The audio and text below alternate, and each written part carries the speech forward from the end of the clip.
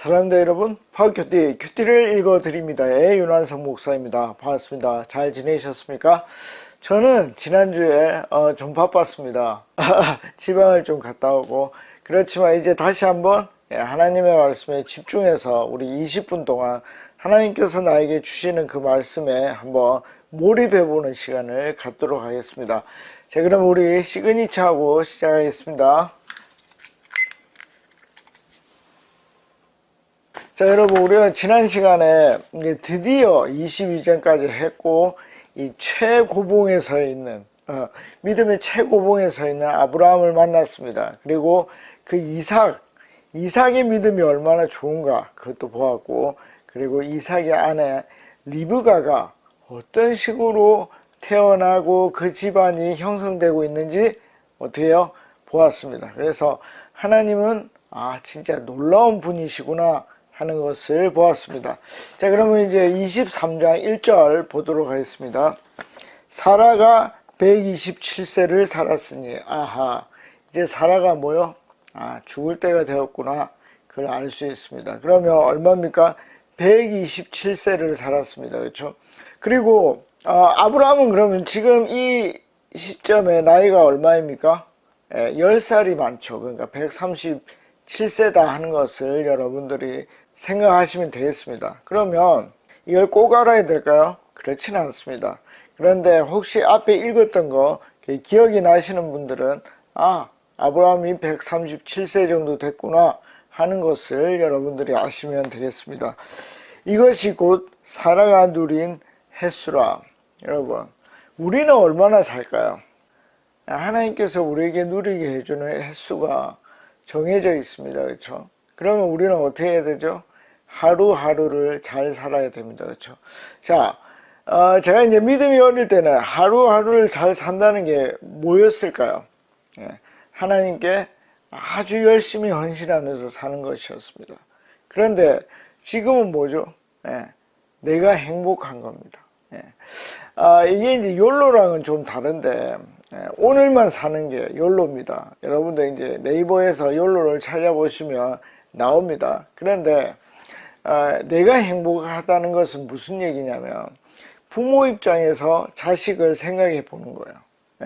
하나님이 내가 어떻게 했으면 좋을까? 막 일에 미친 듯이 하루에 3시간만 자고 일을 해요.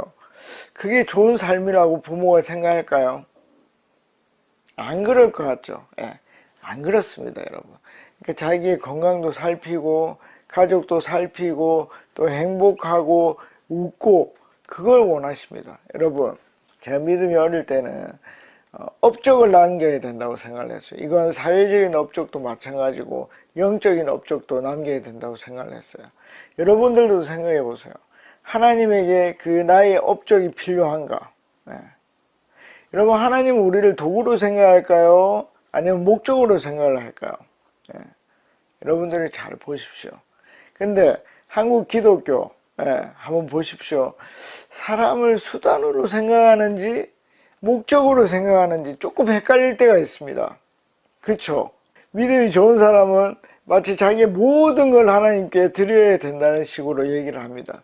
여러분, 제가 말씀드렸죠. 하나님은 가짜로 우리에게 헌신을 요구하지 않는다. 나의 가장 귀한 것을 요구하신다. 그런데 아브라함이 매일 주를 위해 기도만 하루에 7시간씩 하고 전도하고 이렇게 살았을까요? 아니죠.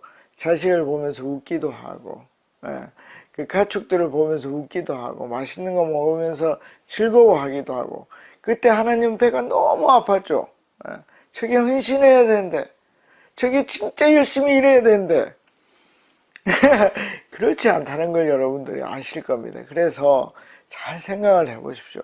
하나님이 내가 어떻게 사는 걸 좋아하는지, 나에게 허락된 그 연수가, 횟수가 어떤 식으로 채워지기를 원하는지, 제가 힌트를 하나 드리면 균형입니다. 그리고 하나님이 나에게 말씀하시는 것들이 있습니다. 예를 들어 하나님이 나에게 기도와 묵상을 하루에 30분 정도 하기를 원하시는 겁니다. 그러면 그걸 하는 거예요. 그럼 나머지 시간은 23시간 반은 어떻게 하면 되죠? 하나님 안에서 즐거워하면 되는 것입니다. 여러분 그런 것들을 생각해 보는 거예요. 그렇게 생각해 보시면 나의 연수를 어떻게 채워나갈지 여러분들이 알 수 있을 것입니다. 제 생각이 중요한 것이 아니라 여러분들의 생각이 중요하다는 거 꼭 기억하십시오. 자, 2절입니다. 사라가 가나안 땅 곧 헤브론. 이 헤브론의 이름이 여러 가지 나옵니다. 나중에도 나오는데 곧 기랏 아르바에서 죽음에, 그러니까 헤브론이라는 걸 설명해 줍니다. 왜? 모세가 기록했기 때문에. 그렇죠. 그래서 아브라함이 들어가서 사라를 위하여 슬퍼하며 애통하다가 부인이 죽으면 어떨까요? 특별히 사랑하는 부인이 죽으면 어떨까요? 너무 마음이 안 좋죠. 애통하죠. 그런데 아브라함의 놀라운 점은 슬픔에만 잠기지 않았다는 것입니다. 자기의 일을 해나간다는 거예요. 여러분 믿음이 좋다는 것은, 성숙했다는 것은 뭐냐면 감정을 느끼지 못한다는 게 아니에요. 감정을 느끼지만 어떻게 한다?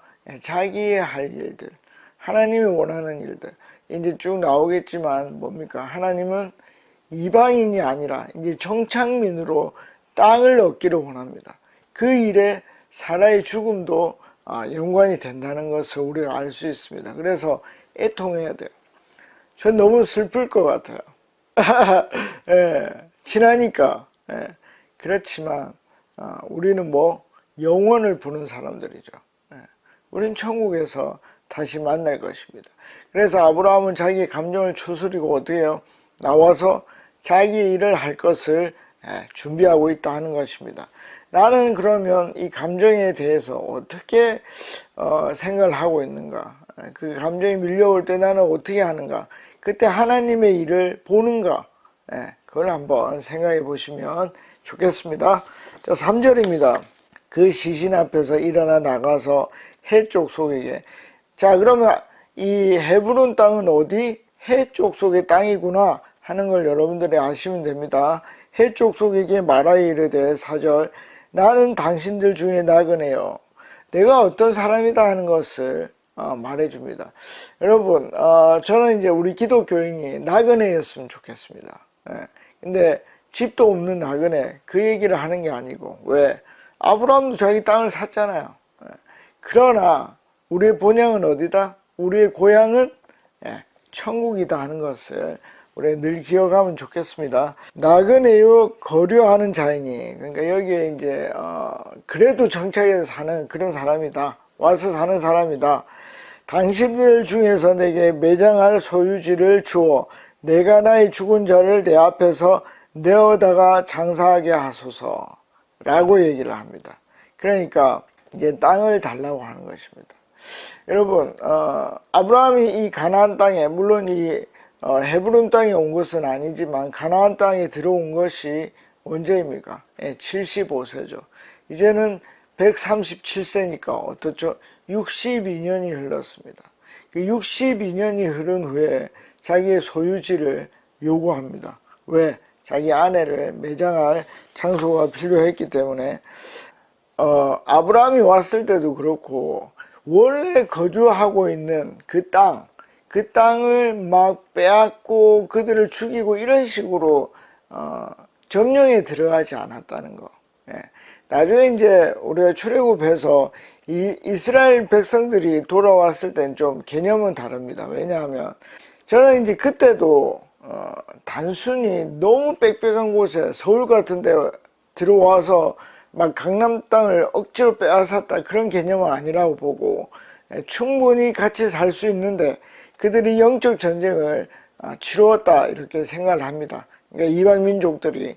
그러니까 이 아브라함 시대 때는 뭐 더욱이 뭐죠?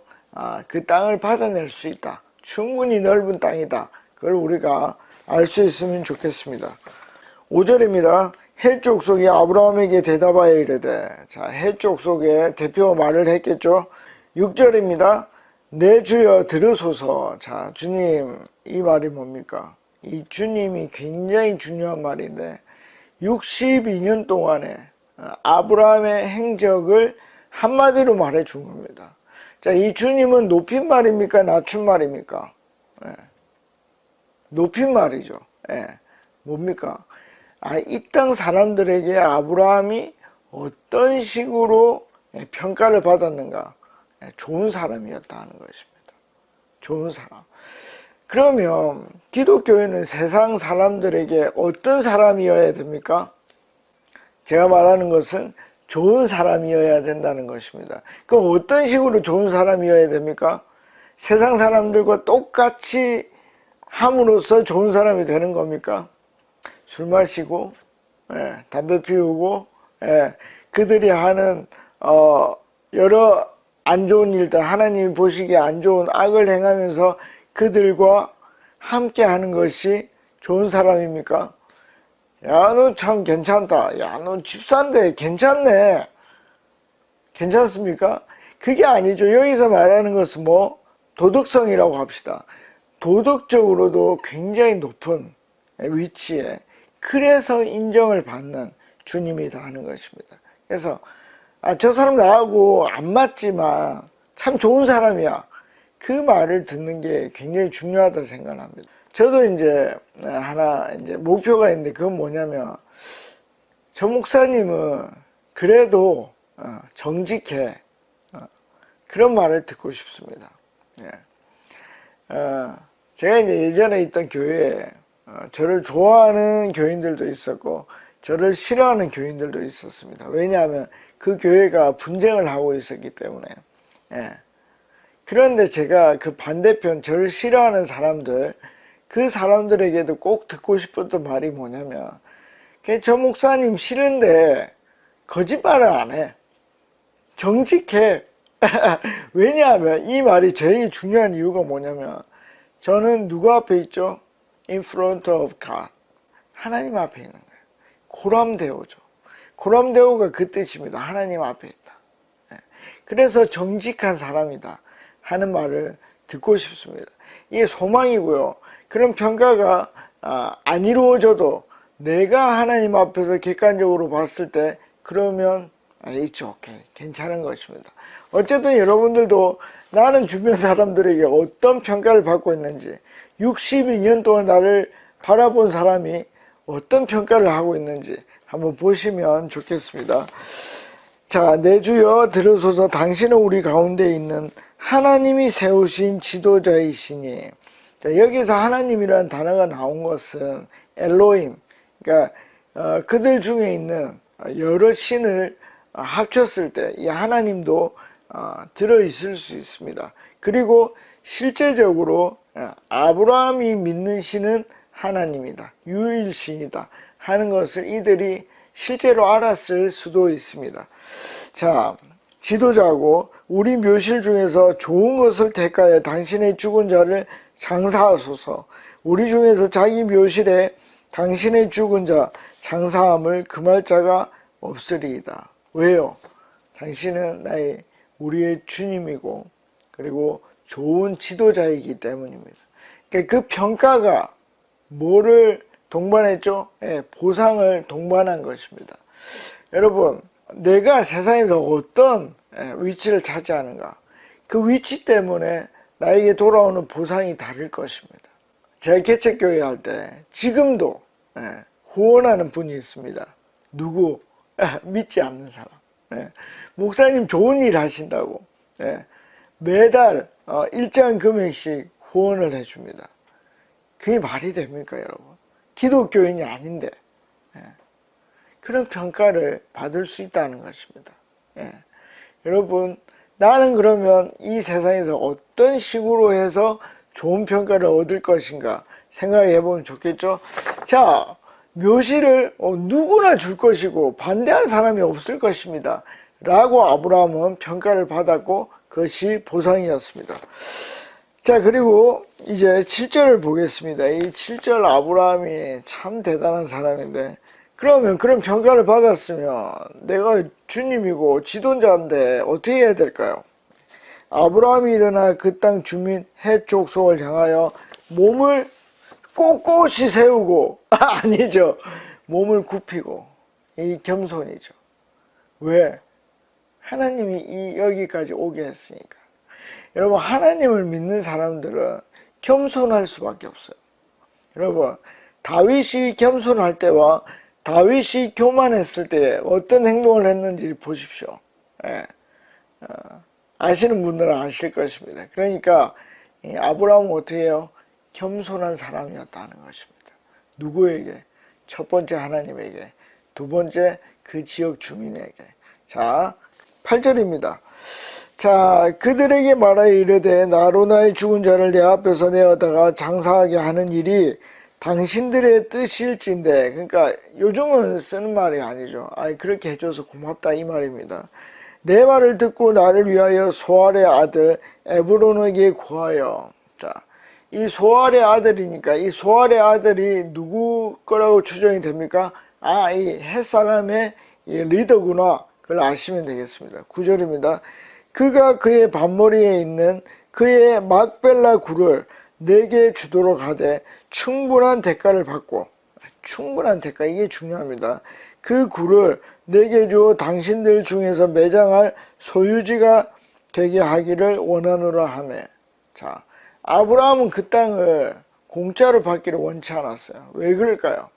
저는 이것을 징표라고 생각을 하는데, 하나님이 나에게 이 땅을 주셨다 하는 것을 징표하기 위해서 어떻게 해요? 돈을 안 내도 되지만, 아무도 돈 내라고 하지 않지만 모든 사람들 앞에서 내가 이 땅을 샀다고, 하나님 앞에서 샀다고 하기 위해서 이렇게 돈을 제한한 것 같습니다. 자, 10절입니다. 에브론이 해쪽 속 중에 앉아 있더니 그가 해쪽 속 곧 성문에 들어오는 모든 자가 듣는 데서 아브라함에게 대답하여 이르되. 자, 여러분, 이 앉아 있더니 하는 이 말은 주로 장로들이 마을러기 이런 데서 앉아 있습니다. 그러니까 아마 높은 사람일 것이다 하는 걸 추정할 수 있습니다. 11절입니다. 내 주여 그리 마시고. 그러니까 해쪽 속, 그리고 에브론의 마음은 아브라함에게 땅을 공짜로 주는 게 그들의 마음입니다. 왜? 고마움의 표시이기 때문입니다. 그렇죠? 내 말을 들으소서. 내가 그 밭을 당신에게 드리고 그 속의 굴도 내가 당신에게 드리되 내가 내 동족 앞에서 당신에게 드리오니. 뭡니까? 공개적으로 준다 이 말입니다. 당신의 죽은 자를 장사하소서. 자, 12절입니다. 아브라함이 이에 그 땅의 백성에게 몸을 굽히고, 다시 한번 굽히죠. 몸을 굽히죠. 굽히는 이유가 뭡니까? 너무 고맙죠. 나를 어떻게 생각한 겁니까? 좋게 생각한 것입니다. 이것은 에브론뿐만 아니라 그 땅 사람들이 다 나를 좋게 본 것입니다. 너무 고맙죠. 그래서 겸손하게 표시를 했습니다. 근데 13절입니다. 그 땅의 백성이 듣는 데서 에브론에게 말하여 이르되 당신이 합당히 여기면 청하건대 내 말을 들으소서. 내가 그 밭 값을 당신에게 주리니 당신은 내게서 받으소서. 내가 나의 죽은 자를 거기 장사하겠노라. 아멘. 자, 여러분, 그러니까 뭡니까? 그 밭값을 주겠다 이 말이죠. 14절. 에브론이 아브라함에게 대답하여 이르되. 15절. 내 주여. 또 주님이라고 얘기를 하죠. 내 말을 들으소서. 땅값은 은 400세겔이나. 그러니까 그 땅이 평균적으로 어느 정도 된다 하는 것을 알게 될 것이고, 여기 400세겔이면 그냥 뭐 옛날이나 뭐 지금이나 뭐 이렇게 복잡하게 계산하지 말고 세겔은 노동자의 하루 임금입니다. 그러니까 여러분들이 뭐 10만 원으로 잡든 15만 원으로 잡든 한 20만 원으로 잡든 여러분들이 거의 곱하면 됩니다. 400 곱하기 10만 원, 그 다음에 400 곱하기 20만 원 이렇게 하면 그 땅값이 대충 나오게 될 겁니다. 그러니까 10만 원으로 하면 어떻게 한 4천만 원 이 정도 될 겁니다. 여러분들이 계산을 해보시면 되겠습니다. 그것이 나와 당신 사이에 무슨 문제가 되리까? 전혀 문제. 한 4천만 원 이러면 내가 받아도 되고 안 받아도 됩니다. 당신의 죽은 자를 장사하소서. 자, 오늘 여기까지 하고 다음에 이제 이 부분에 대해서 아브라함은 그러면 어떻게 답을 내어 놓을 것인가 여러분들이 한번 생각해 보시면 재미있을 것입니다. 자, 여러분 생각해 보십시오. 나는 그러면 이 땅에서 어떤 식으로 평가를 받을 것인가, 그리고 그들이 나에게 주는 보상은 무엇인가 생각을 해보시고, 그러니까 아브라함은 굳이 왜 돈을 주고 그것을 획득하려고 하는지 생각해 보시면 좋겠습니다.